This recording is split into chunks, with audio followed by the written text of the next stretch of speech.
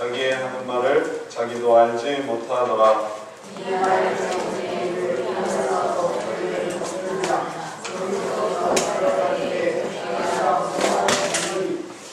구름 속에서 소리가 나서 가로되 이는 나의 아들 곧 택함을 받은 자니 너희는 저의 말을 들으라 하고 소리가 그치매 오직 예수만 보이시더라. 제자들이 잠잠하여 그 본 것을 무엇이든지 그때에는 아무에게도 이르지 아니하니라. 아멘. 우리가 전도 초청 예배로 우리가 또 몇 분들을 초대하였습니다. 그리고 또 우리가 이 시간에 6월 둘째 주 예배를 드리고 있습니다. 전도의 초청을 받은 자나 아니면 초청한 자나 아니면 그냥 예배를 드리러 온 우리 성도님들이나 오늘 우리에게 주신 하나님의 말씀은 모두에게 풍성함이 임할 줄 믿습니다. 이 소망을 가지고 우리 함께 한번 기도하고 말씀을 듣도록 하겠습니다. 사랑의 하나님, 저희들이 이모저모로 이 자리에 왔습니다. 늘 모든 자들이 이 자리에 나와왔고 또 새롭게 이 자리에 나온 자도 있으며 또 한 사람을 데려오기 위해서 애쓰고 또 이끌어온 자도 있습니다. 여하튼 우리가 이모저모로 모여 주님 앞에 모였사오니 주의 주시는 말씀은 각 사람을 힘있게 하며 각 사람의 삶을 풍요롭게 하며 또 각 사람을 주께로 끌어당길 것입니다. 하나님, 우리가 이 말씀을 통해 주의 그 강력한 이끌림을 느끼게 해 주옵시고 그리고 그 이끌림 속에 주님께로 담대히 나아가는 저희들 되게 해 주옵소서. 이 시간 데리고 산에 올라가서 변화되셨던 주의 모습을 상고하고자 하오니 그 모습을 지켜보면서 그 모습에 관심을 갖고 그 모습에 마음을 쓰게 되는 저희들 되게 해 주옵소서. 기도에 다가오며 예수님 이름으로 기도드렸사옵나이다. 아멘. 오래전에 영화 포스터에 한 문구가 참 기억에 남는 문구가 있었습니다. 여러분이 이 제목을 보신 적이 있는지 모르겠는데 무엇을 상상하든 그 이상을 보게 될 것이다. 이게 영화의 포스터의 제목입니다. 뭔지 아시나요? 이 젊은 사람들은? 영화 제목 이름은 매트릭스라는 영화 제목입니다. 무엇을 상상하든 그 이상을 보게 될 것이다. 전편에 이어서 이제 속편이 나왔는데 이 속편이 얼마나 엄청난 것인가를 보여주기 위해서 이 문구를 사용한 것입니다. 제가 이 문구를 좀 이렇게 찾아보았더니 이건 우리나라에서만 쓰는 문구더라고요. 우리나라에서 광고의 그 카피로 쓴 거예요. 그리고 나서 이게 계속 이용이 됐습니다. 하여튼 뭐든지 뭔가 기대하고자 할 때 무엇을 상상하든 그 이상을 보게 될 것입니다. 무슨 재미를 상상하든 그 이상의 재미를 누릴 것이다. 무슨 기쁨을 상상하든 그 이상의 기쁨을 누릴 것이다. 여러 가지 아파트 광고에나 혹은 프로그램 광고나 하여튼 뭔가를 기대하게 만드는 모든 광고에 이 문구가 많이 사용이 되는 것을 볼 수 있었습니다. 어떤 것을 기대하지만 그 이상을 보게 된다는 것은 참 큰 수확이 아닐 수 없습니다. 나는 이 정도를 기대했는데 그보다도 놀라운 것을 알게 되는 것. 그것은 우리들에게 좋은 의미일 것입니다.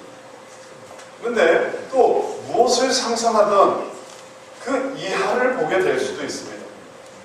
내 기준이 있는데 그보다 더 넘치는 것은 좋지만 내 기준이 있는데 그보다 더 밑을 보게 되면 그럼 좀 기분이 안 좋을 수 있을 것 같습니다. 신앙생활에서도 이러한 원리가 적용이 됩니다. 우리는 신앙생활에 대해서, 교회 다니는 거에 대해서, 하나님을 믿는 거에 대해서 나름 어떤 상상을 합니다. 그런데 하나님 믿는 것은 항상 그보다 달라요. 때로는 그 이상이기도 합니다. 나는 교회 다니는 게, 신앙을 갖는 게 이 정도라고 생각했는데 그 이상이 되어버리기도 해요. 제가 아는 어떤 부부는 남편이 교회를 안 다녀서 부인이 열심히 교회에 달라고 교회에 나가게 해달라고 기도를 했어요. 부인이 상상한 건 교회에 나가게 되는 거예요. 그런데 남편이 교회를 나가게 되더니 주의 종이 되어버린 거예요. 내 상상한 것보다 이상으로 가버렸어요. 그러니까 남편이 주의 종이 됐으니 자기는 뭐가 됐겠어요? 사모님이 되어버린 거예요. 나는 그냥 교회만 나가기를 바랬는데 이게 내 상상이었는데 무엇을 상상하는 그 이상을 보게 될 것이었어요. 우리의 신앙생활이 이렇게 내 생각과는 다른 면이 있습니다. 때로는 내 상상과는 좀 약한 면도 있죠. 나는 교회 다니면서 정말 떼부자가 될 줄 알았는데, 나는 교회 다니면 몸이 건강해질 줄 알았는데, 나는 교회 다니면 뭐 대학도 턱턱 붙고 결혼도 척척하고 돈도 벌고 땅도 사고 집도 사고 무슨 교회가 무슨 도깨비 방망이 마냥 다들 교회 다니면 도깨비 방망이 하나씩 들고 있는 그런 거라고 생각했는데, 그러지 못한 말을 할 때 이건 내 상상한 게 아닌데, 교회에서 친구를 만나는 것도 아니고, 교회에서 뭐 사랑하는 사람을 만나는 것도 아니고, 교회에서 돈을 번 것도 아니고, 교회에서 뭐 재미있는 시간을 갖는 것도 아니고, 이거 내 상상과는 좀 다른데, 그럴 때 혼란스러울 수 있습니다. 그러나 신앙에 그렇다 하더라도 조금 더 기다려보면 그 이상을 발견하게 됩니다. 오늘 성경 말씀에서 우리들은 바로 그렇게 제자들을 데리고 산으로 올라가셨던 예수님을 봅니다. 근데 예수님께서 제자들을 데리고 산에 올라가실 때 이 제자들에겐 기대가 있었어요. 뭔가를 상상하고 있었습니다. 근데 그 상상한 거와는 계속 어긋나고 있습니다.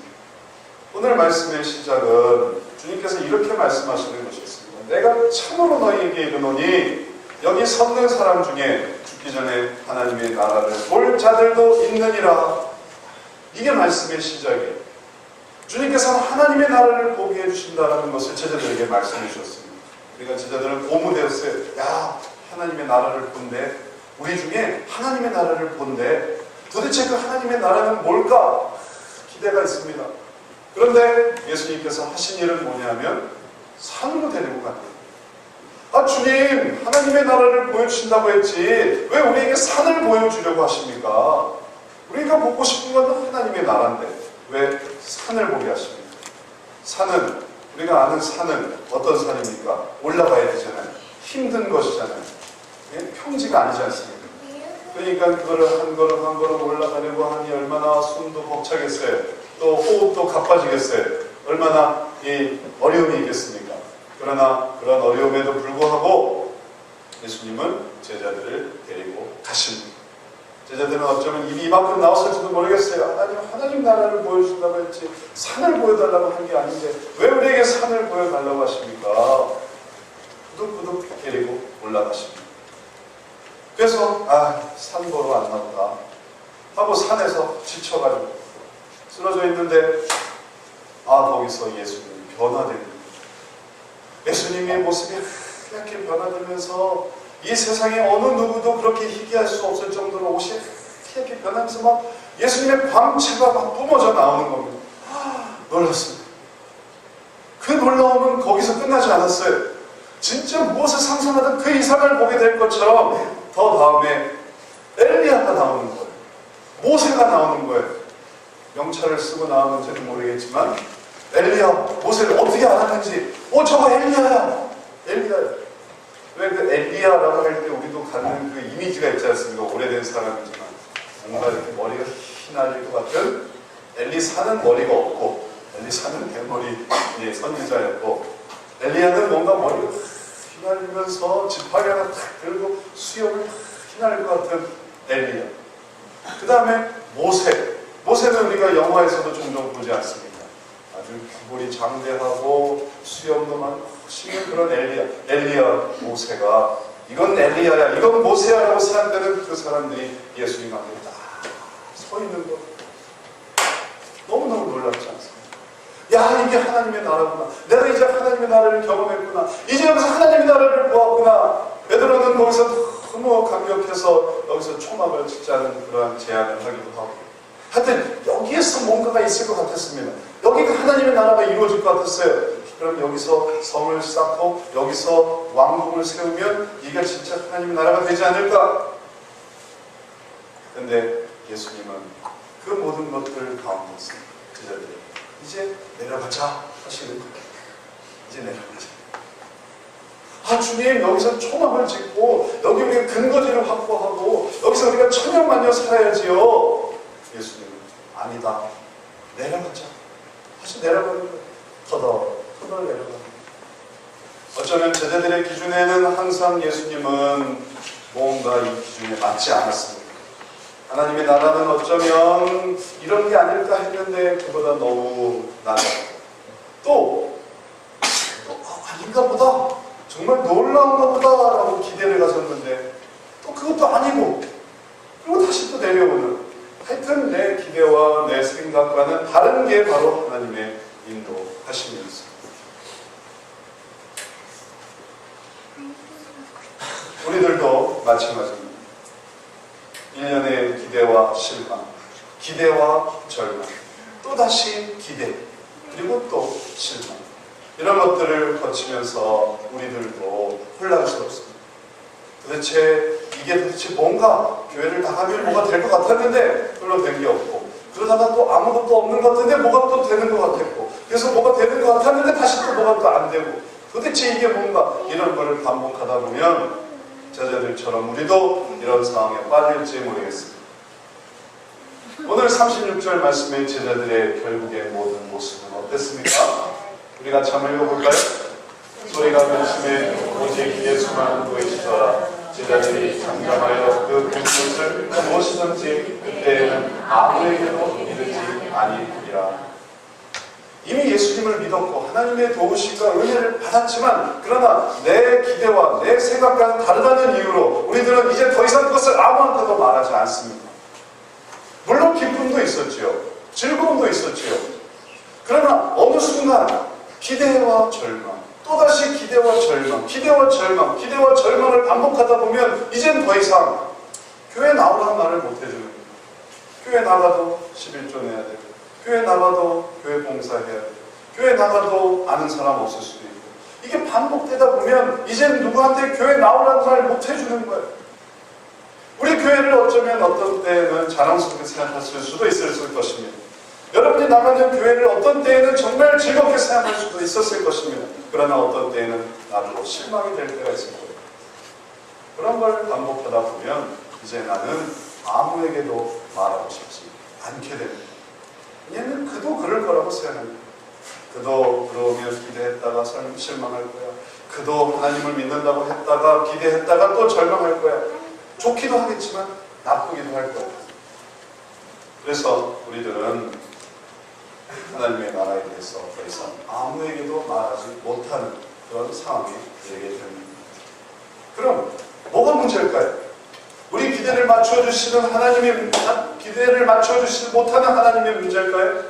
언제나 무엇을 상상하든 그 이상을 보게 될 것이다 라고 약속해 주시지 않는 때로는 그 이하를 보게 되기도 하는 그런 하나님을 우리가 이해할 수 없어서 이제 하나님은 종잡을 수 없는 분이어서 우리가 말하지 못하는 것일까요? 이 문제의 근원은 우리에게 있습니까? 아니면 하나님에게 있습니까? 우리에게 있습니까? 아니면 교회에 있습니까? 제자들의 모습을 살펴볼 때에 그들은 왜 산에 올라갔는가라는 애초의 의미와 목적을 알지 못했습니다. 그래서 그들은 어리석은 모습이 되어가고 있는 겁니다. 애초에 하나님께서 왜 하나님의 나라를 보여주신다라고 말했는지조차도 알지 못하고 산에 올라가는 이유도 알지 못하고 그리고 변화된 이유도 알지 못하고 또 내려가자 하는 이유도 알지 못하기 때문에 그저 드러나는 것으로만 생각하기 때문에 늘 실망하고 절망합니다. 늘 예측하지만 그것이 내 생각과는 다르다는 것을 깨달을 뿐입니다. 우리는 정말 고수의 어떤 행위를 알지 못합니다. 바둑을 정말 잘 두는 사람이 한 수를 둘 때 그 바둑의 그 한 수가 무슨 의미가 있는지 우리는 알지 못합니다. 장기를 정말 잘 두는 사람이 장기 말을 한 곳에 위치시켰을 때 그게 왜 거리를 가는지를 알지 못합니다. 고수를 우리는 알지 못해요. 왜냐하면 우리는 고수가 아니니까. 우리는 그 뜻을 다 해야 될 수가 없으니까. 그러니까 우리들은 부족한 사람들입니다. 하나님은 우리보다 더 지혜로우세요. 하나님은 우리보다 더 놀라우신 분입니다. 우리가 이것을 인정해야 돼요. 내 기준으로 하나님을 판단하기 시작한다면 하나님은 주의할 짝이 없는 분이에요. 또 합리적이지 않는 분이기도 합니다. 그러나 내 기준을 버리고 그런 주님, 도대체 주님의 뜻은 무엇입니까? 하나님은 왜 우리에게 하나님의 나라를 보여주신다고 했습니까? 왜 우리를 산으로 데리고 올라가셨습니까? 왜 변화되셨습니까? 그리고 왜 또 내려오신다고 하십니까? 그 이유가 무엇입니까? 라고 우리가 궁금해한다면 주님 우리에게 알려주십니다. 기사님, 당신은 왜 이 바둑알을 여기다 두셨습니까? 알게 해주십시오. 도대체 몇 수를 생각하고 그것을 하신 것입니까? 궁금해하면 그는 알려줄 것입니다. 어떤 일이 일어나기 때문에 그걸 거기다 두는지. 오늘 성경 말씀에서도 우리들에게 그것을 깨닫게 해주고 있습니다. 이제 우리는 다시 한번 애초에 시작했던 하나님의 나라가 무엇인지를 이해해야 되겠습니다. 하나님의 나라로 들어가는 입구가 무엇인지를 깨달아야 되겠습니다. 교회가 뭐 하는 곳인지를 알아야 되겠습니다. 우리가 지금 뭐 하는 사람인지를 깨달아야 되겠습니다. 여기에 초대받은 사람은 도대체 어디에 초대받았는지를 알아야 되겠습니다. 그 의미를 안다면 모함이 풀려져요. 내 기준 그 이상을 보게 됩니다. 내 기준 그 이상의 무엇인가가 있기 때문에 그런 것입니다. 이제 그 이유와 목적을 알 때 우리가 봐야 하는 것은 그 모든 변화산으로 올라가는 일들 가운데서 있었던 가장 중요한 사건이 이 사건이 정말로 중요하기 때문에 그랬습니다. 그게 바로 하나님의 나라예요. 30절, 31절에서 보여주는 게 바로 하나님의 나라입니다.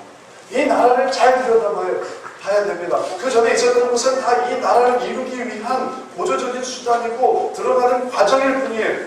결국 나타나는 것은 무엇입니까? 30절, 31절을 같이 다 함께 읽어보겠습니다.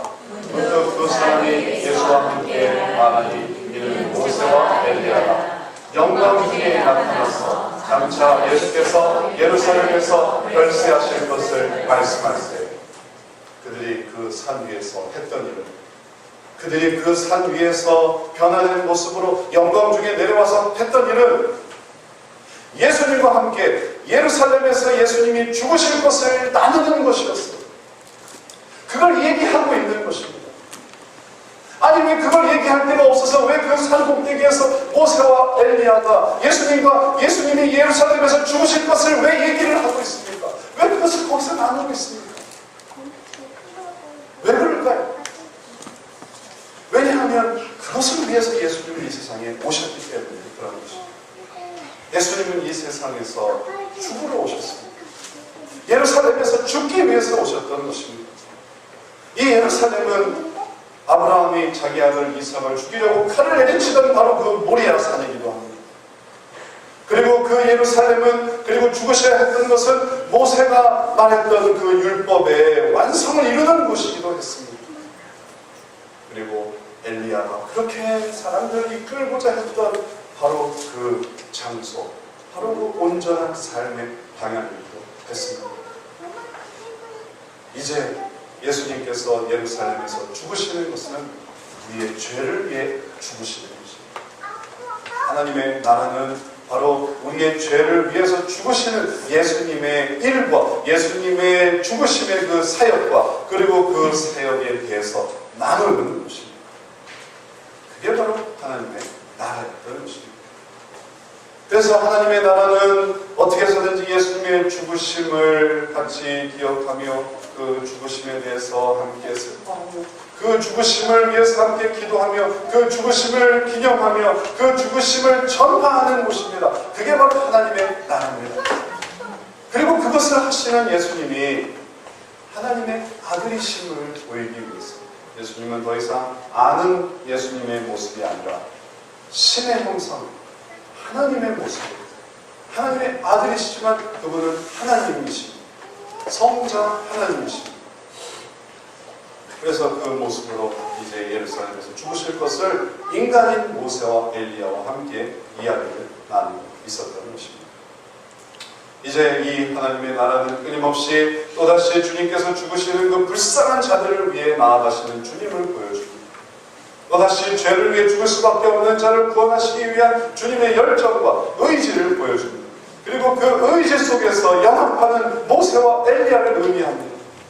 주님이 행하시는 일에 연합하는 주의 종들, 주님이 행하시는 일들에 같이 고민하는 주님의 일꾼들, 그들이 바로 하나님의 나라를 함께 꿈꾸어가는 자들인 것입니다. 이제 이러한 하나님의 나라가 참으로 영광스럽고, 그리고 그것을 위해서 주님께서는 하나님의 나라로 산으로 올라가자고 하셨고, 그리고 이제 그것을 이루기 위해서 산에서 내려가자고 하셨던 것인데, 그런데 사람들은 좀 생각이 다릅니다. 이것이 하나님의 나라고, 하나님께서 구원하시고자 하시는 사람들과 구원을 위해서 고민하고 괴로워하는 그러한 일꾼들로 하나님의 나라가 형성되지만, 그러나 어떤 사람들은 그런 하나님의 나라가 아닌 자신의 나라를 세우려고 합니다. 거기에 기생해서, 거기에 빌붙어서 하나님은 하나님의 뜻과 하나님의 그 열정과 하나님의 그 이루시고자 하시는 그 구원 사역을 이루려는 것이 주님의 나라고, 거기에 나라의 목표인데, 그 옆에서 자신의 나라를 이루려고 하는 것입니다. 이 나라에 살지만, 대한민국이라는 이 나라에 살지만, 어떤 사람들은 그곳에서 대한민국이라는 나라를 이끌려고 하지 않고 거기서 다른 나라를 세우려고 하는 사람들이 있습니다. 반정부주의자들, 반정부 세력들, 어떻게 하면 우리가 더 커져서 이 나라를 전복시키고 이 나라의 주권을 무너뜨리고 그래서 우리의 나라를 세우자. 그런 자들을 우리 국가에서는 색출하고 그런 자들을 처벌하지 않습니까? 그런 자들이 나쁜 자들이잖아요. 하나님의 나라에서도 마찬가지입니다. 하나님의 나라는 구원과 회복과 그리고 그에 대한 하나님의 은혜를 이야기하고 그것을 중요하고, 그래서 사람들이 모여서 주님과 얘기하는 거예요. 하나님 어떻게 하면 좋겠습니까? 하나님이 사람이 어떻게 구원받으면 좋겠습니까? 하나님 제가 뭘 어떻게 하면 좋을까요? 이걸 얘기하고 있는 것이 하나님의 나라인데, 자신의 나라를 세우는 사람들, 그들은 무엇을 꿈꾸고 있습니까?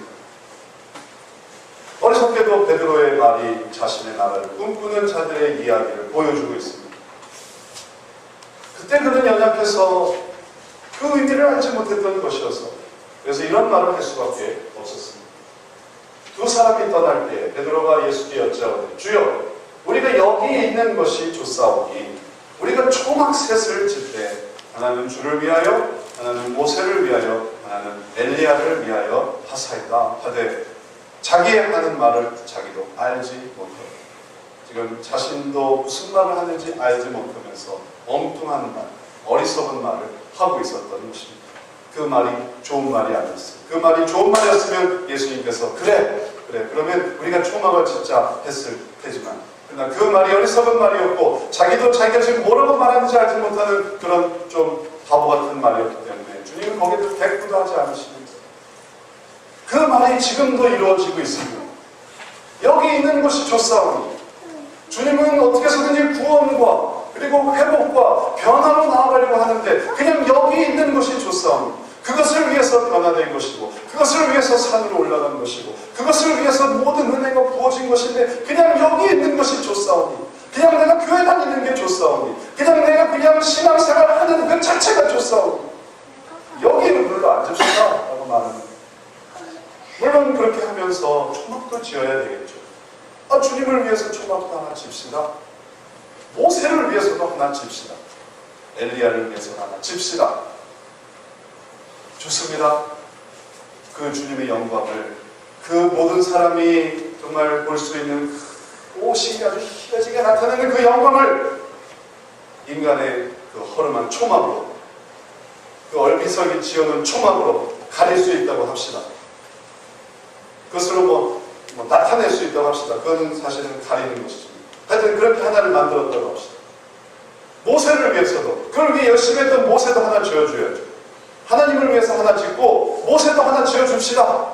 그 사람의 이름을 따서 모세의 집, 열심히 했으니까, 수고했으니까, 그가 헌금도 많이 했으니까 모세를 위해서 집 하나 집시다. 그러면 엘리야가 섭섭하잖아요.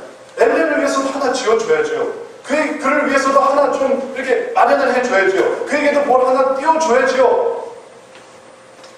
그러다 보니까 집을 3개나 지은, 애초에 하나님을 위해서라고 했지만 여기에 초막을 지을 생각을 하니까, 초막, 예수님을 하나님 위해서 하나 짓고, 또 모세를 하나 짓고, 엘리야 하나 짓고, 그러면 베드로는 뭐 하는 사람이에요?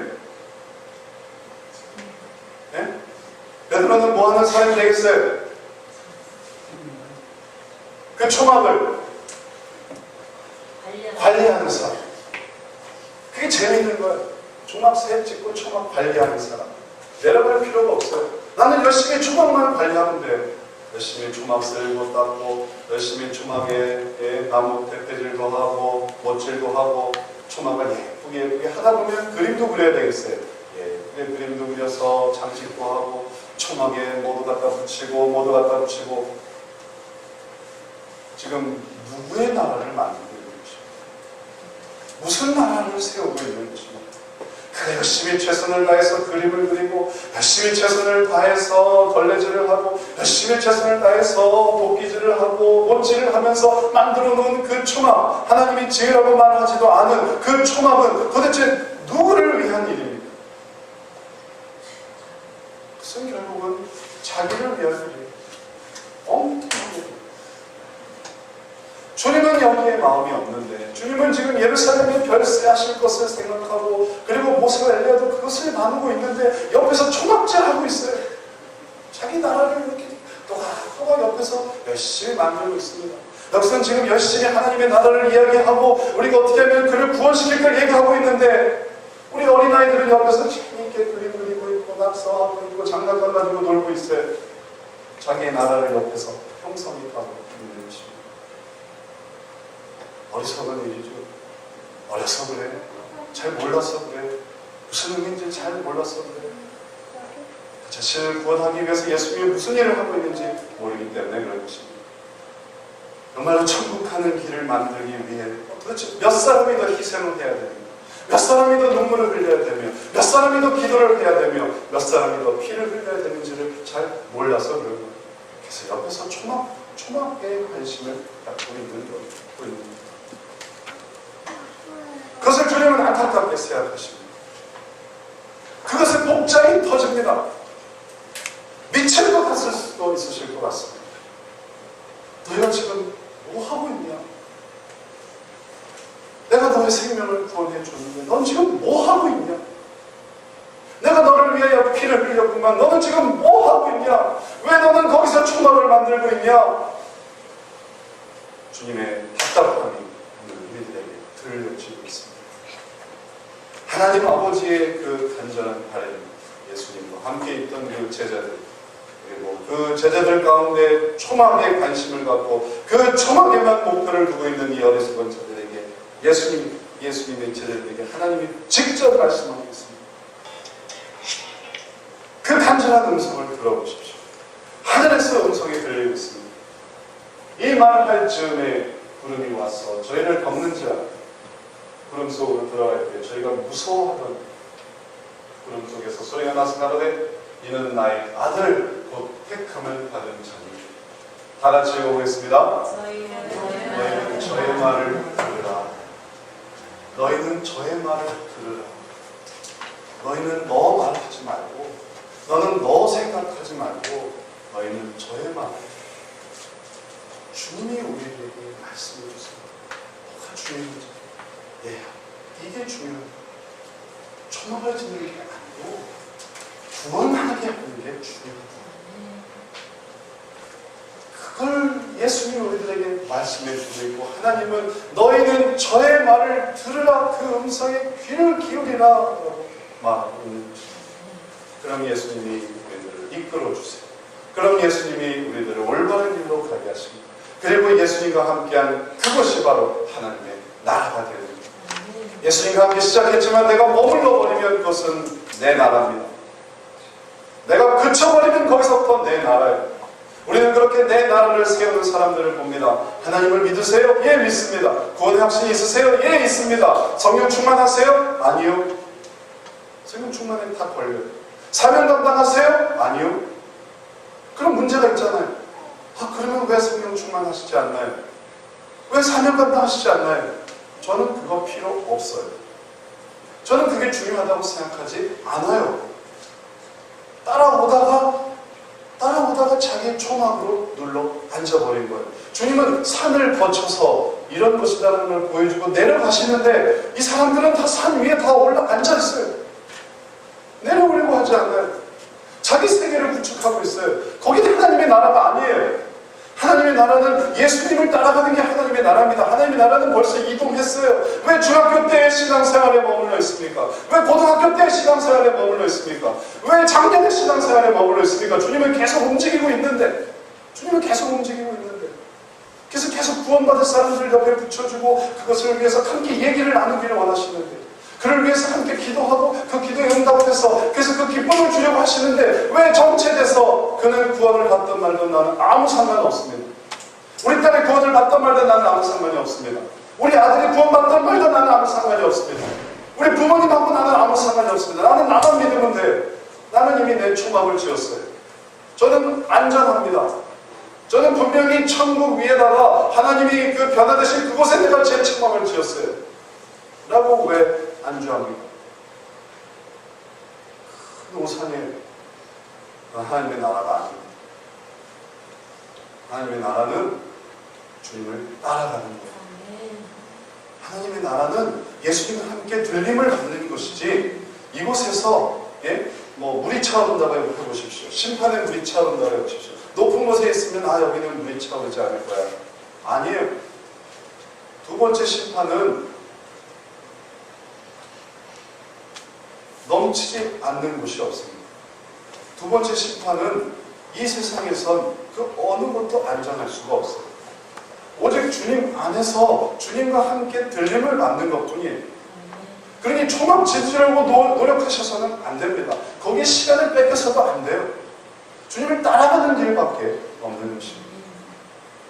그런데 여기서 초막을 지으려고 할 때 주님은 어리석어서, 주님께서는 그것을 어리석게 보셨어요. 그 어리석은 자에게 말씀을 주고 계시는 것입니다. 너희는 저의 말을 들어 그 말을 따르라. 이제 우리는 이것을 이해해야 되겠습니다. 그리고 이것을 깨달아야 되겠습니다. 그리고 이제 우리의 모습은 달라져야 되겠습니다. 이제 우리는 우리가 듣고 깨달은 것을 삶 속에서 나타나며 증거하는 자가 되어야 되겠습니다. 그게 하나님의 나라예요. 애초에 그렇게 살려고 했으면 아무 문제가 없었어요. 그러나 초막을 지으려고 하니까 문제가 생겨요. 비두세요. 또 잘 안 세워져요. 이게 잘 안 돼요. 잘 안 맞아요. 당연하죠. 그건 짓는 게 아니니까 그건 애초에 내버려 두세요. 애초에 그거는 그렇게 해서 될 게 아닌 거예요. 그러니까 아무리 고치려고 하면 할수록 그것은 더 망가지게 돼 있어요. 그러니까 그건 내버려 두세요. 그리고 주님을 따라가시는 거예요. 그러다 보면 문제가 해결이 돼요. 그럼 그냥 재개발될 거예요. 그건 그냥 땅으로서 끝날 것입니다. 그거 고쳐서 써서 하나 소용이 없어요. 하나님께서 나아가면 하나님은 새로운 것을 주십니다. 새로운 일을 주십니다. 그게 하나님의 나라기 때문에 그런 것이죠. 다시 우리가 제자들의 반응을 살펴보면 그들은 처음엔 아무에게도 이르지 않았죠. 이르지 않았습니다. 그러나 여기 단서가 있어요. 어떤 단서냐면 그때는 아무에게도 이르지 않았어요. 그때는 언제입니까? 몰랐어요. 하나님의 나라가 뭔지 몰랐습니다.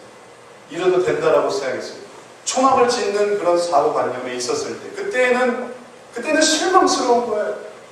실망되게 이루 말할 수 없어요. 목사님이 나를 인정해 주는 것도 아니고 성도들이 나를 거기에 관심을 가져주는 것도 아니고, 하여튼 내가 원하는 건 뭐든지 얻을 수가 없는 곳이 교회예요. 무엇이든지 무엇을 상상하든 뭔가 다른 것을 받게 돼요. 그러나 이제 그것을 깨달았을 때 내 기준이 아니고 하나님의 기준이구나. 내가 하나님의 나라로 들어가는구나. 이곳에서 내가 내 나라를 만들려는 게 아니라 내가 하나님의 나라로 들어가는구나 라고 생각하면 그런 얘기가 달라집니다. 그래서 이 말이 보여주는 것은 그때는 아무에게도 이르지 않았지만 그러나 그 다음에는 어땠다? 이르기 시작합니다. 그 다음 전파하기 시작합니다. 뭐가 잘못된 줄 알았습니다. 뭘 해야 되는지를 알았어요. 내가 여기서 머물러 있어서는 안 된다는 걸 알았습니다. 그리고 그 다음에 그들은 변화되었어요. 그리고 우리가 아는 대로 그들은 사도가 되었고, 그 사도들을 통해 교회가 세워졌고, 그 교회들을 통하여 교회가 전파되었고, 복음이 전파되었고, 그게 지구를 한 바퀴 돌았고, 그리고 우리에게로 왔고, 우리도 마찬가지입니다. 우리가 여기서 이 복음으로 주저앉아버리면 그것은 아무 의미가 없겠지만, 그러나 이걸 깨닫고 이제 그것을 말하기 시작합니다. 우리의 상상이 아닌 하나님의 기준이 중요합니다라고 말하기 시작한다면 그러면 주님의 나라는 놀랍게 펼쳐지는 것입니다. 그리고서 하나님의 나라가 이루어져. 이 하나님의 나라에 대해서 로마서에서 사도 바울은 아주 분명하게 단적으로 정의를 내리고 있습니다. 하나님의 나라는 먹는 것과 마시는 것이 아니요 오직 성령 안에서 의와 평강과 희락이라. 그게 하나님의 나라입니다. 이로써 그리스도를 섬기는 자는 하나님께 기뻐하심을 받으며 사람에게 칭찬을 합니다. 하나님의 나라를 추구하고자 할 때에 그가 하나님의 기뻐하심을 받고 그리고 사람들에게도 칭찬을 받는 것입니다. 도덕이 아닙니다. 윤리를 가르치려는 것이 아니에요. 그리스도인의 윤리, 그리스도인의 올바른 삶을 가르치려는 것이 아니에요. 그건 아무 의미가 없습니다. 오직 하나님의 나라를 이루려고 하는 거예요. 먹고 마시려고 하는 것이 아닙니다. 의와 평강과 희락을 정말 올바른 의를 나타내려고 하고 그리고 그 속에서 주님을 의지함으로 평강을 이루고 그것이 이루어졌을 때 기쁨을 누리게 되는, 좀 더 쉽게 말하면 누군가를 구원하려고 하고 그 구원함에 대해서 하나님 정말 같이 이야기를 나누고 내가 그렇게 구원받기를 원한다면 하나님은 얼마나 더 구원받기를 원하시겠어요. 그렇게 하고 마침내 구원됐을 때 기뻐하게 돼요. 이게 하나님의 나라. 그리고 그런 것을 할 때에 하나님께 기뻐하심을 얻게 되고 그런 것을 하려고 할 때에 우리는 사람에게 기뻐의 칭찬을 받게 되는 것입니다. 구원시키려고 한번 해보세요. 얼마나 행동 하나하나가 조심해집니다. 심지어는 이렇게 조심하게도 돼요. 우리가 어제 교사회를 마치고 우리 장로님과 함께 식사를 하고 이제 왔는데 우리가 아이스크림 하나씩 다 물고 왔어요. 아이스크림 식사했어요. 아이스크림 하나 먹었어요. 근데 공원을 지내려고 하는데 장로님이 딱 얘기를 하시는 거예요. 우리 이 공원으로 가지 말자. 왜요? 아이스크림 하나 먹고 공원 갈 수 있잖아요. 가지 말자. 근데 저는 그 이유가 딱 이해가 됐습니다. 왜 그랬겠어요? 그곳은 뭐 하는 곳이니까? 전도하는 곳입니다. 우리가 전도하니까 덕을 비춰야 되는 거예요. 아이스크림 하나씩 빨면서 이렇게 가다가 우리가 전도해보는 사람들을 마주치기라도 하면 이상하게 보지 않을까? 그게 의식이 되는 거예요. 그래서 우리는 그렇다고 뭐 돌아서 가는 게 아니고 옆으로 왔습니다. 공원 가로질러서 한 가운데로 가려고 하지 않고 그냥 아랫길로 왔어요. 아랫길로도 하나 불편함이 없었어요. 다만 생각하는 거예요. 내가 전도할 사람인데 내가 예수님의 복음을 증거하려고 하는데 내가 이러면 안 되지. 이게 아이스크림이 아니라 담배라고 생각해 보십시오. 내가 전도할 사람이 담배를 불고 있는 내가 전도 이게 되겠어요? 이게 술잔이라고 한번 생각해 보십시오. 내가 전도할 사람인데 내가 술잔을 이렇게 되겠어요? 혹은 내가 나쁜 책이라도 이렇게 들고 있다고 한번 해보세요. 이게 되겠냐? 그러니까 도덕이 아니고 윤리가 아니고 어떤 그런 규범이 아니고 이 모든 것은 다 하나님의 나라를 꿈꾸려고 하는 자의 모습이 되는 것입니다. 어떻게 해서든지 전도를 내가 가족 전도를 하려고 내가 내 자신을 변화시키고 내가 친척을 전도하려고 내가 내 자신을 변화시키고 내가 이웃을 전도하려고 내가 더 사랑을 베풀고 내가 회사 동료를 더 전도하려고 내가 더 인격적인 자가 되고 내가 학생들을 더 전도하려고 내가 더 내 본분을 더 열심히 하려고 그게 결국은 하나님께 기뻐하심을 받으며 사람에게도 칭찬을 받게 되는 것입니다. 우리가 하나님의 나라를 전파할 때 먹는 것과 마시는 것을 혹시 전했습니까? 교회 오면 잘 먹어. 교회 오면 잘 마셔. 더 잘 먹게 될 거야. 더 잘 마시게 될 거야. 우리가 혹시 그렇게 전했습니까? 그럼 그건 하나님의 나라가 아니에요. 그건 그냥 초막일 뿐이에요. 우리가 혹시 뭐 교회를 소개했습니까? 우리 교회는 소개할 것도 없지만 예를 들어 우리가 아주 멋진 유럽풍 스타일의 아주 멋진 교회라고 해보십시오. 그래서 이제 우리 교회에 와서 이 유럽풍 스타일에 지어진 이 멋진 건축물을 보라고 한다고 해보세요. 그럼 우리가 하나님의 나라를 초대하는 겁니까? 초막 구경하라는 것이죠. 오늘 이 시간에 오신 여러분을 참으로 환영합니다. 어디로 오신 것인가면 하나님의 나라에 오셨어요. 하나님의 먹는 것, 마시는 것이 아니라 의와 평강과 희락.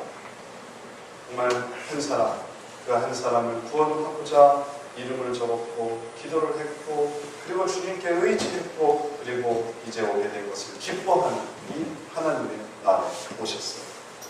이렇게 오신 분들을 주의 이름으로 환영합니다. 뿐만 아니라 우리는 계속해서 이러한 하나님의 나라로 사람들을 초대해야 되겠습니다. 우리가 정말 이 전반기를 다 마치면서 6월 둘째 주에 이렇게 전도 초청 예배 별거 없습니다. 그저 꽃 하나랑 식사 조금 정성을 다한 식사에 불과해. 그러나 더 진실된 것은 여러분 구원받기를 원합니다. 우리는 마치 크루즈선과 같습니다. 하나님의 나라를 향하는 크루즈선이에요. 우리도 얼마나 바빴는지 몰라요. 이 배가 하나님의 나라로 가는데 너무 바빠요. 우리도 뭐 해야죠, 단합회 해야죠, 성경 공부해야죠, 또 말씀 들어야죠, 기도해야죠. 또 바빠요. 그런데 이번에 잠시 정박하게 됐어요. 새로운 사람이 태우고. 그래서 우리의 마음을 열고 새로운 사람이 들어왔어요. 이 크루즈선에, 이 유람선에, 하나님 나라를 향하는 이 유람선에 들어오고 우리가 이 나라로 주님께로 사람들을 초대해야 되겠습니다. 괜히 또 사람들을 부르려고 정박했는데 얼씨구나 하고 또 세상으로 나가는 사람이 있습니까? 얼씨구나 하고 또 시험에 들어서 정박했으니까 정박하기 전에는 나갈 수가 없다가 정박하니까 그냥 쌩하니 항구로 도망가 버린 사람이 있습니까? 이런 사람 없기를 축원합니다. 우리는 늘 또 태우고 또 떠나는 하나님의 나라, 우리의 가는 방향, 주님을 따르는 그 나라, 그곳엔 희락이 있습니다. 평강이 있습니다. 그리고 의가 있습니다. 그것은 하나님과 함께하는 너무나 좋은 곳이에요. 그 나라를 우리가 한 걸음 한 걸음 나아갈 때 우리들이 더욱 주 안에서 강해지고 또 새로운 사람을 또 붙드는 그런 귀한 삶을 살아가게 될 줄 믿습니다. 이제 이 하나님의 나라로 담대히 나아가는 새로 오신 분이나 혹은 기존에 있는 분이나 또 이끄신 분이나 이끌림을 받는 분이나 모두가 하나님의 나라로 담대히 나아가게 되시기를 주 예수의 이름으로 축원합니다. 기도하겠습니다. 사랑의 하나님, 오늘 이 시간 저희들을 그 예배로 불러주시니 감사합니다. 그 예배는 우리들에게 하나님의 나라를 보게 하였고 그리고 또 이 예배를 통해 하나님을 다시 한번 깨닫게 되었습니다. 주님, 이제 산에서 내려갈 준비를 하오니 또다시 불신과 또 주님께 대한 미움과 또 부정과 부인과 그리고 자기 세계를 구축하려는 사람들에게 우리가 또다시 내려가게 해 주옵소서. 그것을 고민하는 이 시간이 하나님의 나라입니다. 그것을 위해 애쓰는 이 시간이 준비하고 또 나아가고 준비하고 또 나아가고 이것이 바로 주님과 함께하는 시간들입니다. 이것을 우리가 하나님 나라에서 영원토록 누리게 될 것입니다. 우리가 이 나라를 꿈꾸며 살아갈 때 주의 나라 이루어 주옵시고 오직 우리에게 말씀해 주시고 우리를 지도해 주시는 하나님의 영광 우리가 보게 하여 주옵소서. 감사드리오며 예수님 이름으로 기도드렸사옵나이다. 아멘. 찬송가 함께 읽어보겠습니다. 222장